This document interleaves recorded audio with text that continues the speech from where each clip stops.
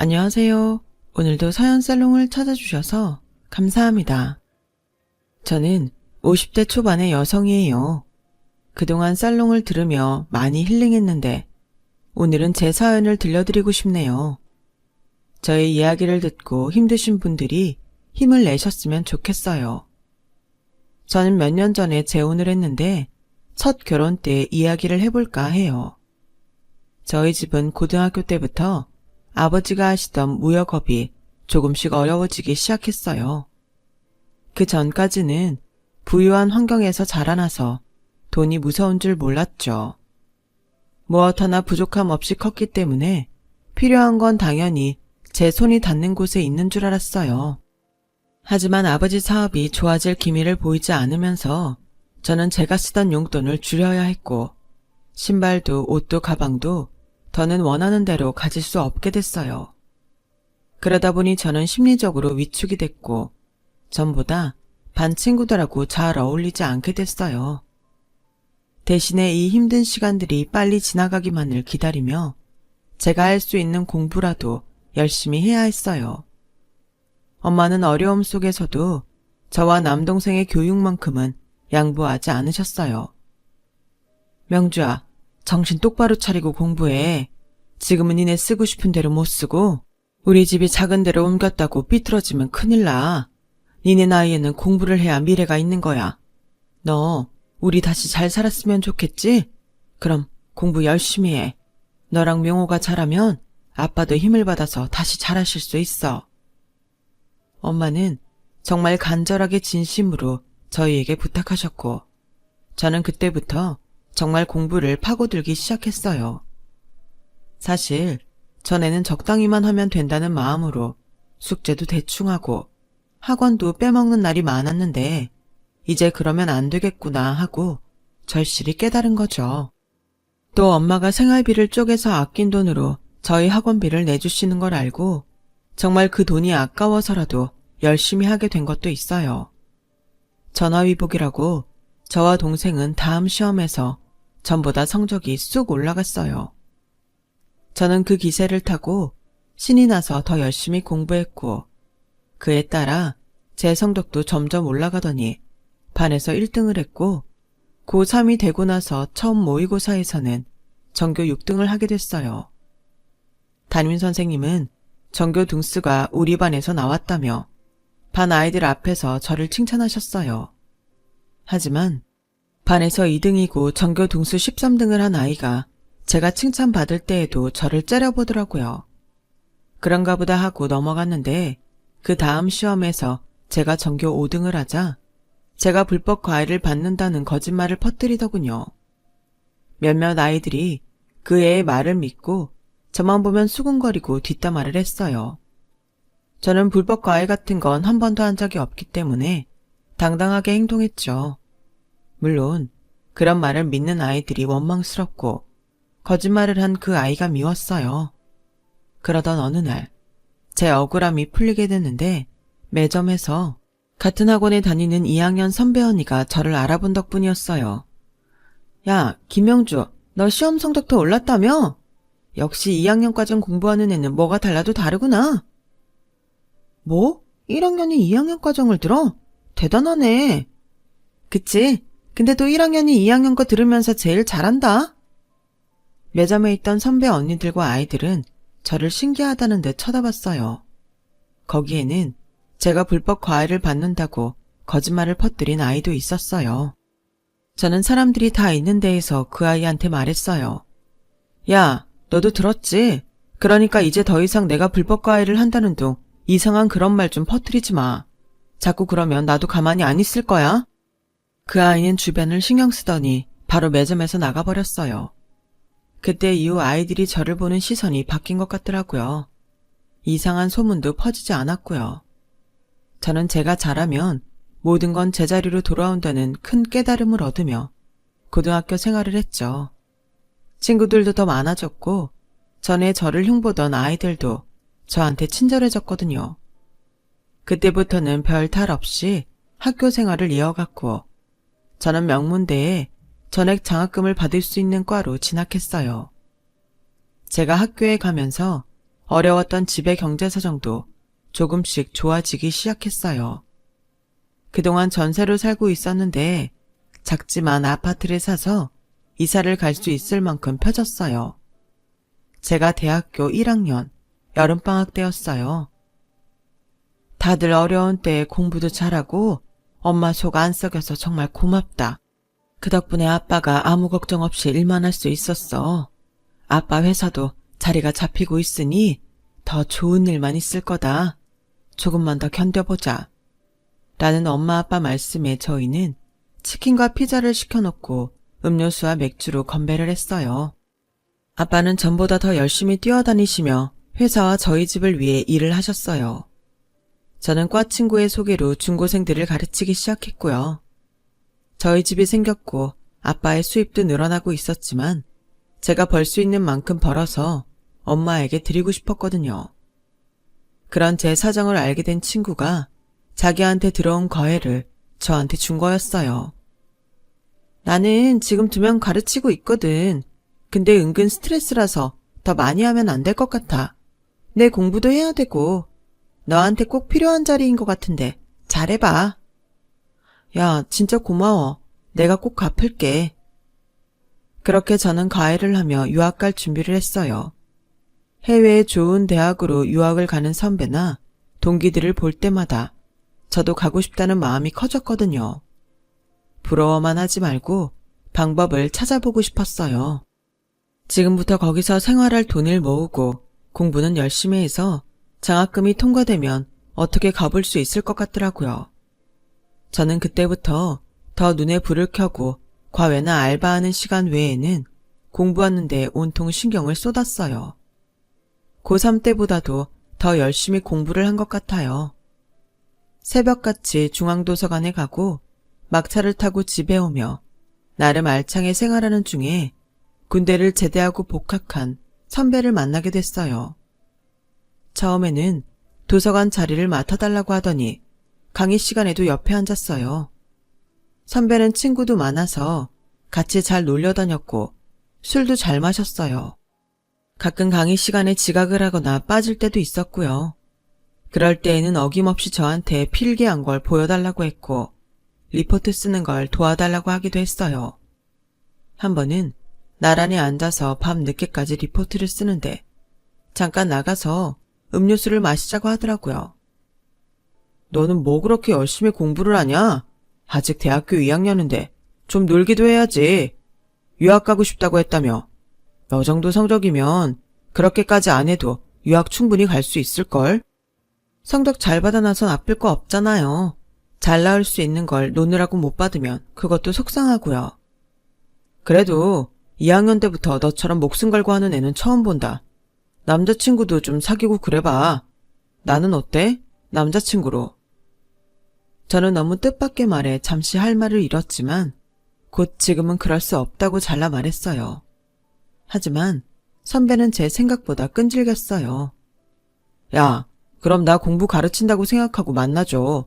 공부 커플, 그런 것도 괜찮겠다.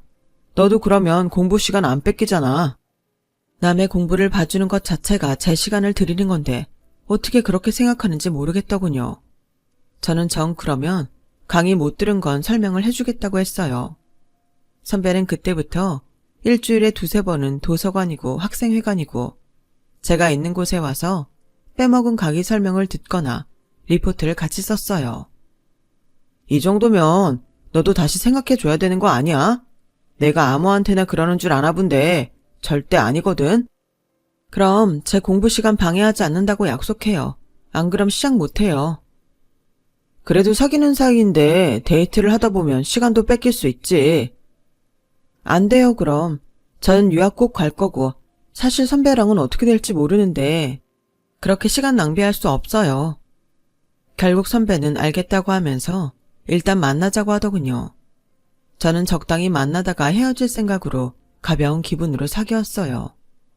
제가 일주일에 한 번 일요일 오후에 만나는 걸로 약속을 정했는데 선배와의 관계는 용케 1년이 넘게 이어졌어요. 가끔씩 저한테 다른 날에도 만나자고 하기도 하고 강의를 빼먹고 놀러 가자고 한 적도 있지만 한 번도 들어준 적이 없기 때문에 어느 정도 있다가 포기할 줄 알았거든요. 그리고 4학년이 되었을 때 선배는 대기업 기획팀에 취업이 되었어요. 선배가 회사에 출근을 시작하면 저와 만날 시간도 없을 테고 자연스럽게 헤어질 거라고 예상했어요. 그럼 저도 유학에 필요한 시험들을 보고 준비해야겠다 마음먹었죠. 그런데 선배는 정말 뜻밖의 이야기를 꺼냈어요. 너 꼭 유학 가야 돼. 정 가고 싶으면 내가 보내줄게. 우리 결혼하자.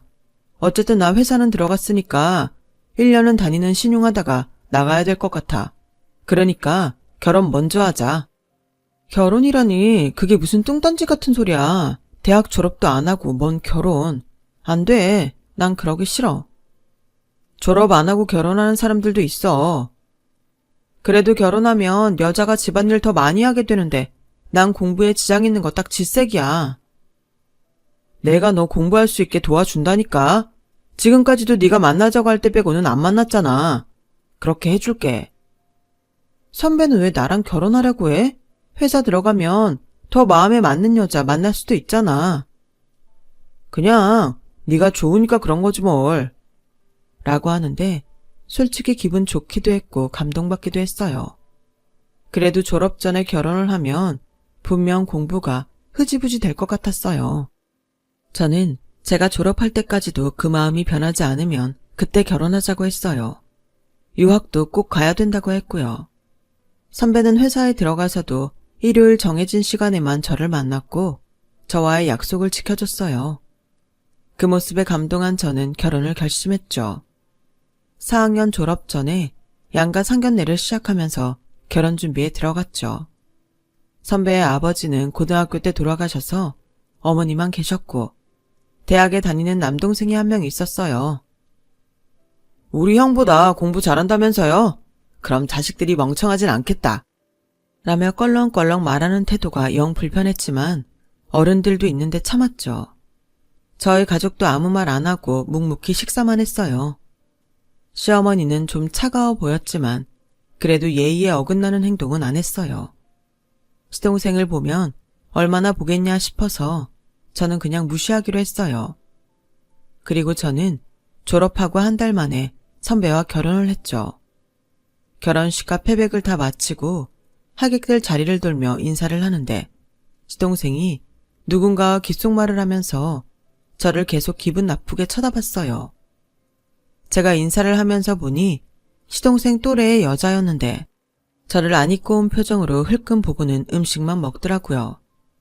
기분이 나빴지만 좋은 날 그런 거 신경 쓰지 말자 싶어서 넘어갔고 저는 신혼여행을 갔어요. 거기서는 그런 일은 다 있고 재미있게 놀다가 왔어요.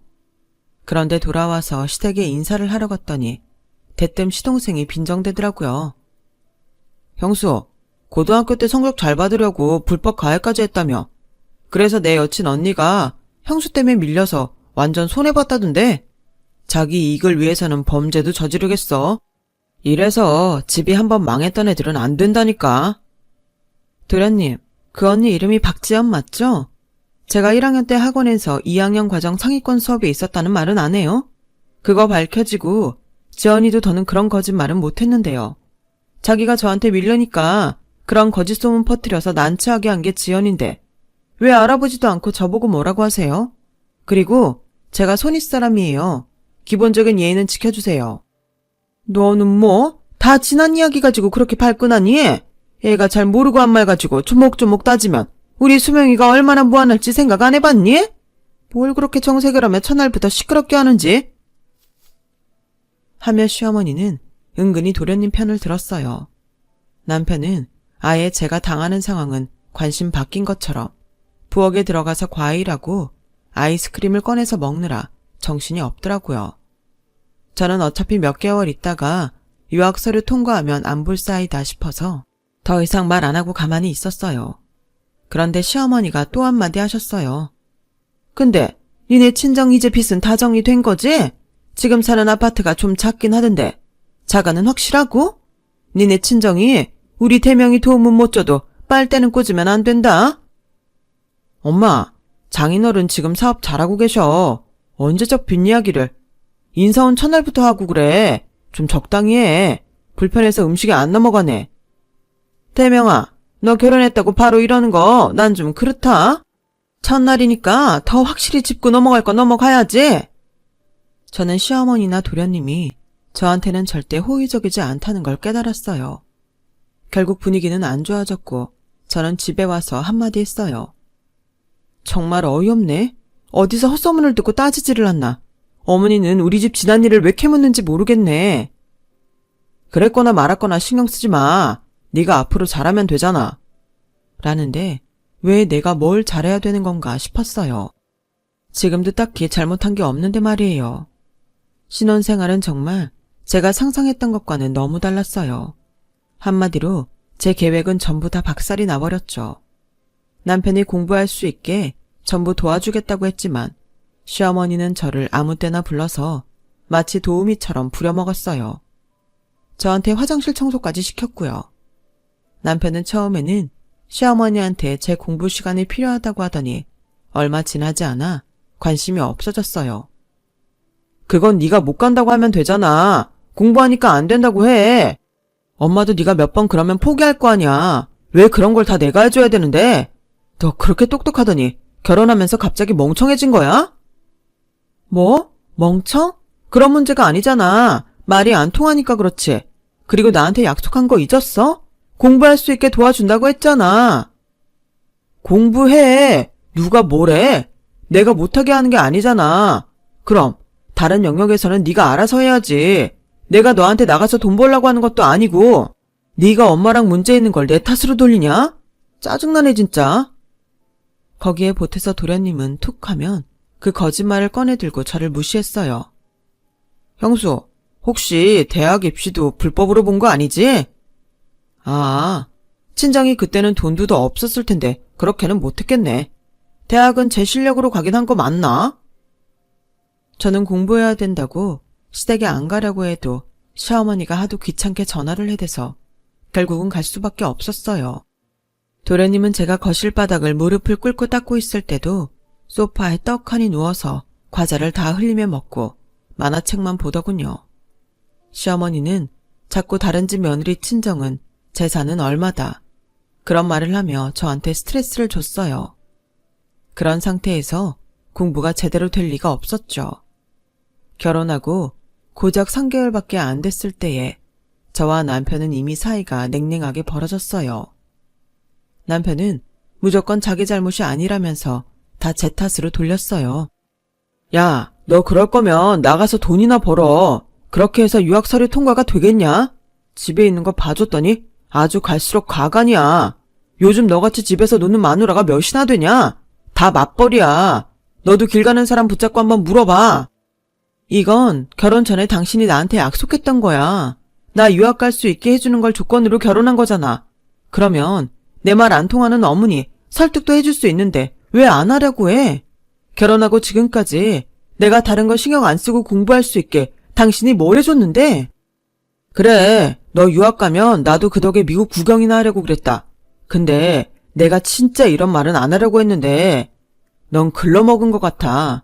일단 사회성이 너무 떨어져. 그러니까 엄마 하나 상대를 못하고 그래갖고 유학 가서 외국 애들 사이에서 잘도 지내겠다. 넌 너무 근자감이 심한 것 같아. 근거 없는 자신감. 정말 말 이상하게 한다. 왜 결혼하고부터는 나를 깎아내리지 못해서 안달인 것 같지? 결혼하면 남자들 변한다는 말은 많이 들었는데 진짜 당신이 이 정도로 변할 줄은 몰랐어. 그렇게 남편과 제 사이는 좁혀질 줄 몰랐고 저는 갈수록 서운한 마음만 더해갔어요. 그러던 어느 날 친정에 일이 있어서 갔다가 시간이 늦어져서 자고 오겠다고 남편한테 연락을 했어요. 아, 뭐야. 그럴 거면 밥이라도 제대로 해놓고 가든가 하지. 내일 아침은 뭐 먹고 출근하라고. 저녁도 짜장면으로 때웠는데. 라고 남편은 짜증을 내며 일방적으로 전화를 끊었어요. 기분이 나쁘기는 했지만 제가 준비를 안 해놓고 온 것도 맞고 그래도 집에서 공부하는 사람이 챙겨줘야지 하는 마음으로 자정이 다 돼가는데 집으로 갔어요. 아파트 엘리베이터를 내리자마자 집 현관문이 열려있고 불이 환하게 켜져 있는데 남자들 떠드는 소리가 들리더라고요. 무슨 일인가 해서 문 뒤에서 고개만 살짝 빼고 안을 봤더니 남편과 대학 동창 4명하고 같이 술을 마시고 있었어요. 벌써 얼마나 마신 건지 현관에 빈 술병들이 줄줄이 널려 있었죠. 근데 대명아, 너희 장인어른 회사 물려받기 계획은 잘 되고 있냐? 너 평생 회사원 할 마음 없다고 만만해도 자기 사업 있는 집에 잡는다고 아주 오만 짓 다 했잖아. 그러게 말이야. 쟤처럼 여자랑 노는 거 좋아하는 애가 김명주 잡겠다고 잘 참는 거 보고 인생 계획은 저렇게 하는구나 했다니까. 야, 말도 마.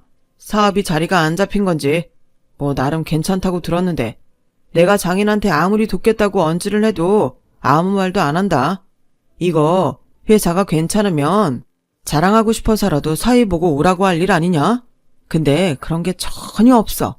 안 그래도 엄마가 신혼여행 갔다 오자마자 걔한테 친정집은 자가가 맞냐고 물어보는데 혹시 아니면 어쩌지 해서 알아보니까 자가는 맞더라고. 근데 너무 작아 집이. 그런 집도 늘릴 생각이 없는 거 보면 회사가 안 돌아가나 싶기도 하고. 전에 조사했을 때에는 분명 재정 괜찮다고 했거든. 아무튼 좀 더 규모가 있거나 안심할 수 있는 집을 찾았어야 했나 싶다. 걔, 네 마누라 아직도 유학 타령이야? 아, 그러니까 짜증나 죽겠다니까.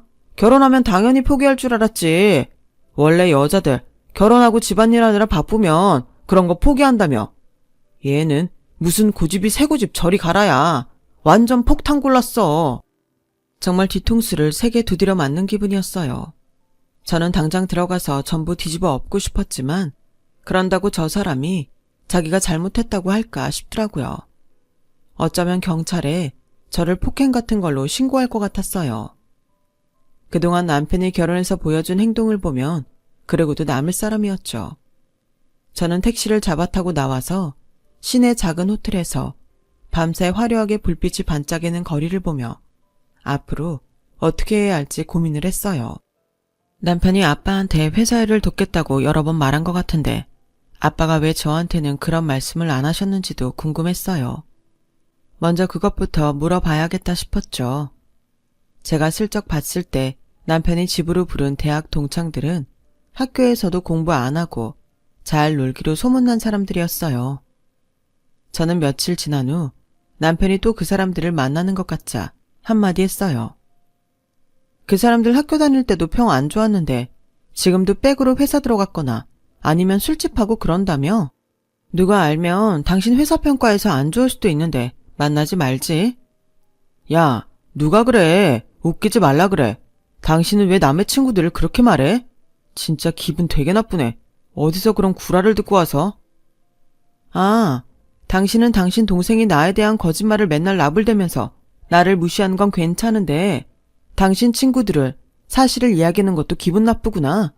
당신 친구들은 성역이라도 돼? 동창들이 다 아는 말이 왜 기분 나빠하지? 라고 아무렇지 않은 척 받아쳤지만 속으로는 결혼 정말 잘못했다고 뼈저리게 후회했죠. 저는 이혼을 고민하기 시작했어요. 그런데 갑자기 주말에 도련님하고 결혼할 여자가 집에 온다며 저보고 와서 음식 준비를 하라는 거였어요. 아빠한테 아직 남편에 대해 물어보지도 못한 때였어요. 우리 수명이 짝인데 내가 식당에서 배달해서 먹일 순 없잖아. 너 백화점에 가서 과일도 몇 가지 하고 와인도 최고급으로 한 병 사와라. 그럼 영수증 다 가져갈 테니까 그 돈은 전부 어머니가 주세요. 라고 말한 후 어머니 대답을 듣지도 않고 전화를 끊었어요. 제가 장을 봐서 집에 갔더니 시어머니는 안방에서 누구랑 통화를 하더군요. 부엌에다가 장봉을 내려놓고 냉장고에 과일을 넣는데도 시어머니는 제가 온 줄 모르고 계속 통화만 하셨어요. 야, 됐어. 대명은의 애를 왜 소개시키냐? 음식만 다 하면 바로 가라고 할 거야. 아주 내가 걔 볼수록 정이 안 가서 미치겠어. 오늘도 뭐라고 그러는 줄 아니? 장 본 거 다 나보고 돈 달래. 뭐 그런 며느리가 다 있나 모르겠어. 결혼해서 몇 달 되지도 않은 게. 걔네 집? 사업? 야, 아주 코딱지만한 건가 보더라. 구멍가게 수준. 내가 진짜 쪽팔려서 어디 가서 말도 못해. 집이니까 내가 말하는 거지. 대명의 인생 아주 꼬였다니까. 저는 더는 못 참고 안방으로 들어갔어요. 어머니, 그게 대체 무슨 말씀이세요? 저 때문에 그 사람 인생이 꼬여요? 꼬인 건 저예요, 어머니. 시어머니는 휴대폰을 끊지도 않고 그걸로 제 얼굴을 막 찌르면서 넌 이제 보니까 집안만 모자란 게 아니라 경우도 없구나. 하여간 집안이 빚더미나 안고 그러니 애새끼들도 이 모양이겠지. 라며 소리를 지르는데 마침 남편이 왔어요. 아, 왜 또 시끄러워? 너냐? 또 너야? 야, 오늘 내 동생 결혼할 사람 집에 오는 날이다. 그런 날까지 이 지경을 만드냐? 더 들을 것도 없었어요. 저는 바로 앞치마를 벗어서 남편 얼굴에 집어 던지고 제가 사갔던 와인을 들고 집으로 와버렸어요. 분명 돈을 줄 것도 아닌데 그 비싼 걸 그 인간들이 마실 걸 생각하니 너무 열이 뻗치더라고요. 뒤에서 시어머니와 남편이 저한테 싸가지 없다, 뭐 저런 게 다 있냐 하며 욕을 해댔지만 그러든지 말든지 내버려 뒀어요. 더는 상관하고 싶지도 않았고 빨리 연을 끊어버리고 싶었어요. 어쩌다가 저런 인간의 가면도 못 알아봤는지 제 자신이 너무 바보 같아서 입술을 깨물면서 신혼여행 때 가져갔던 커다란 캐리어를 꺼내서 제 짐을 싸고 있었어요. 그런데 현관문이 열리는 소리가 나더니 남편의 시어머니의 도련님까지 뛰어 들어오더라고요. 제가 앞치마를 벗어 던지고 온 게 그렇게 큰일인가 싶어서 그 사람들 쳐다봤죠. 그랬더니 도련님이 형수, 빨리 내놔. 형수가 가져갔지? 황금 술잔 24K짜리 4개. 제가 그걸 왜 가져와요? 쓸데도 없는데. 그럼 가만히 있던 술잔이 발이 달려서 어디로 갔겠니? 너 내가 사오라고 한 와인도 도로 가져왔잖아. 너밖에 그런 짓 할 사람이 더 있어? 저 안 가져갔어요. 그러니까 비키세요. 라며 세 사람을 피해 캐리어를 끌고 나가려고 하자 도련님이 저를 붙잡고 시어머니가 캐리어를 눕혀 제 물건을 다 뒤지는 거였어요. 이게 뭐 하는 짓이에요? 남의 물건에 왜 손을 대고 그래요? 당신이야말로 이게 뭐야? 꼭 오늘 같은 날 이래야겠어? 그리고 이건 또 뭐야? 집을 나가기라도 하겠다는 거야? 그래, 나갈 거야. 박대명 씨, 너는 우리 아빠 회사 어떻게 해보려고 나랑 마음에도 없는 결혼한 거잖아. 내가 뭐가 모자라서 당신 같은 사람하고 이런 수모를 당하면서 살아야 되는데? 그러자 갑자기 남편이 제 뺨을 때리더군요. 시어머니는 물건을 뒤져도 술잔이 나오지 않자 분풀이를 하듯이 내가 뭘 했어? 얘 쎄하다고 했잖아. 여자가 나긋나긋한 맛이 없는 것도 모자라서 사업이라고 하는 티도 안 나는 친정에 내가 더 괜찮은지 말아보라고 했지. 이게 뭐냐? 결국 이런 꼴이나 당하고. 당한 건 나죠, 댁들이 아니라.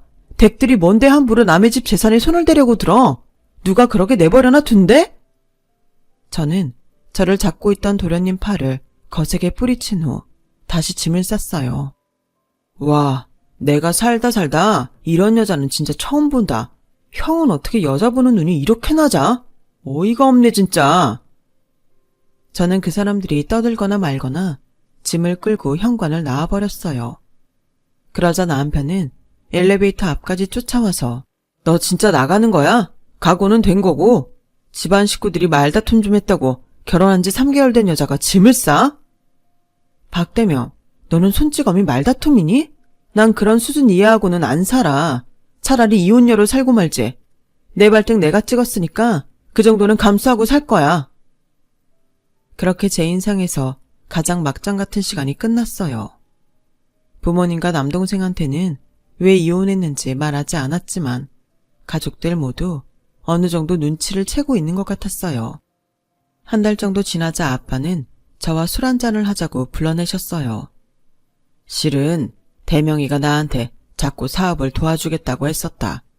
나는 대명이가 우리 회사에 맞을지도 잘 모르겠고 좀 더 지켜봐야겠다 싶어서 대답을 안 했거든.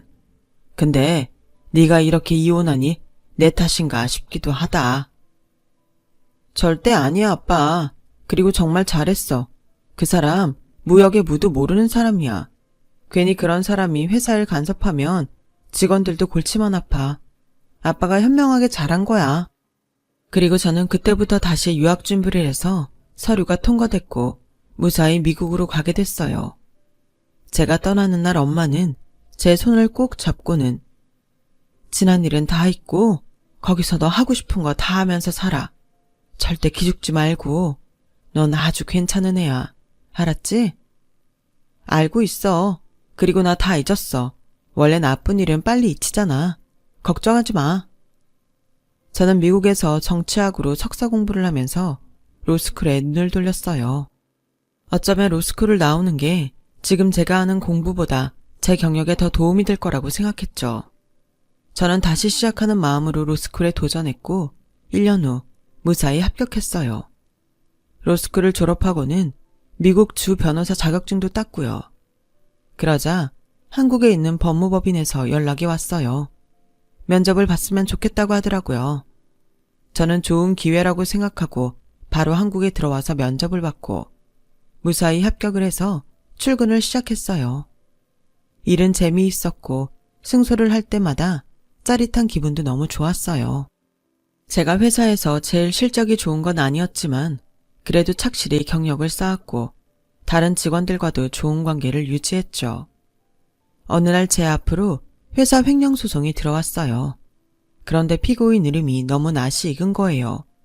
바로 전 남편과 그 동생의 이름이었어요. 나란히 이름이 있는 걸 보니 그 두 사람이 맞는 것 같았어요.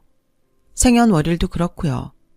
보니까 전 남편과 동생은 동생 아내의 친정회사에 이사로 들어갔고 야금야금 회사 돈을 빼돌리고 있었더라고요. 누가 봐도 횡령이었어요. 회사원 하다가 인생 끝내기 싫다더니 결국은 연줄로 남의 집 회사에 들어갔구나 싶어 헛웃음이 나왔어요. 어떻게 인생을 그렇게 비겁하게 살려고 하는지 이해도 안 됐고요. 고소인이 동생 아내의 아버지였고 횡령을 확인한 후 둘의 행적이 다 들통이 나서 동생도 아내와 헤어졌더라고요.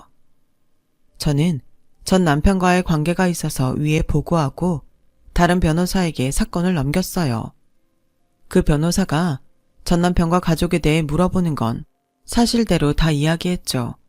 그리고 제가 한 번은 그 변호사와 함께 법원에 갔는데 거기 와 있던 전 남편과 동생이 저를 보자 눈이 커지더라고요. 아니, 여길 왜 왔어?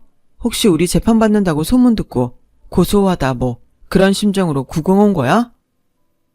그런 거면 번지수 틀렸어, 형수. 아니, 김명주 씨. 우리 이 재판 안 져. 횡령 아니라는 거 다 입증할 수 있다고. 라며 제 앞에서 두 형제가 거들먹거리는데 변호사가 두 사람 입을 막았어요. 김 변호사님한테 쓸데없는 소리 하지 마시고 저쪽으로 가세요. 김변, 이따 봐요. 김 변호사? 두 사람은 그 변호사가 저한테 김변이라며 친근하게 인사하는 걸 보고는 얼굴이 하얘지며 말을 잇지 못했어요.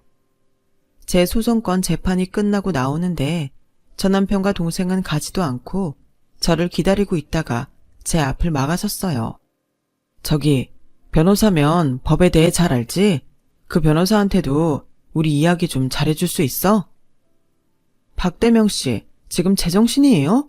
변호사한테 불법 청탁하는 겁니까? 형수, 살벌하게 무슨 그런 말을 해. 지금 부탁하는 거잖아. 우리 그래도 알고 지낸 시간들이 있으니까. 형은 형수한테 진심이었어. 오죽하면 형은 결혼도 안 하고 혼자 지내겠어. 그게 아니라 자기 평생 편하게 해줄 여자를 못 찾은 거겠지? 에이, 그런 말이 어딨어, 형수. 그러지 말고 잘 좀 봐줘. 넌 아직도 그 반말 찍찍하는 버릇 못 버렸구나. 너 법정 모독죄하고 불법 청탁죄 이런 걸로 현장 체포 당하고 싶어? 그런 거 아니면 입 닥치고 사라져, 둘 다. 제가 세게 나오자 두 사람은 겁먹은 표정으로 얼른 자리를 떠났어요. 그 다음날 전 남편은 저희 회사 앞까지 찾아왔어요. 명주아, 옛날에는 진짜 너무 미안했다. 그때 잃어버렸다는 술잔 말이야. 그거 수명이 자식이 자기가 박스에서 꺼내놓지도 않았더라고. 착각했대. 실수였어. 그러니까 부탁 좀 하자. 시댁 식구 앞에서 내 편 한 번도 안 들어주고 내 얘기는 안 믿고 손찌검까지 한 사람 부탁을 내가 왜 들어줘요? 그리고 댁들 증거 빼박이에요. 나한테 횡령 아닌 증거 다 있다고 했죠? 근데 왜 이렇게 추하게 나한테 와서 부탁을 해요? 법이 우스워요? 이런 걸 부탁한다고 해결이 되게? 왜 이래? 우리도 알 거 다 알아. 법이 있는 사람들 편인 거. 너도 이제 있는 사람이라 그거냐? 나 같은 사람은 봐주기 싫다. 이거야? 지금 말 다 했어? 너 이거 잘못하면 무고죄야. 어제 일까지 싹 다 해서 내가 고소해버릴까? 제가 큰 소리를 치자 사람들이 다 저와 전 남편을 쳐다봤고 그제야 남편은 비굴하게 허리를 굽혔어요. 그러지 말고 좀 도와주세요. 저희 잘못하면 다 길거리에 나앉아요. 당신 변호사하고 상의하세요. 더 이러면 저기 경비하시는 분들이 당신 이 자리에 있지도 못하게 할 거예요. 전 남편은 어쩔 수 없이 돌아가더군요. 하지만 그 뒤로 동생과 시어머니가 또 저를 찾아왔어요. 시어머니는 언제부터 저하고 친했다고 제 두 손을 맞잡고는 잘 지낸 것 같아 너무 다행이다. 우리가 인연이 있긴 있나 보다. 사람은 이런 인연을 잘 둬야 되는데 라길래 저는 손을 확 빼면서 악연은 인연이 아니죠. 이보세요. 아들들 교육 잘못 시켰으면 창피하고 부끄러운 줄 알아야지. 어디 이혼한 젖며느리를 찾아와서 친한 척을 해요. 우리 친정하고 저 무시하면서 도둑 취급해놓고선 내가 말 안 하려고 했는데 저한테 또 도와달라 그런 말 하면 고소인 제가 만나서 댁들이 이러는 거 다 말할 거예요. 법정에 증인으로도 설 거고요. 그렇게 할까요?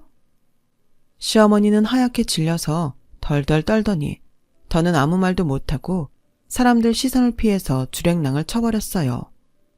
전 남편은 이미 전에 집에 왔던 친구들한테도 사기를 쳐서 인심을 잃은 지 오래였고 동창회에도 나가지 못하는 신세라고 하더라고요.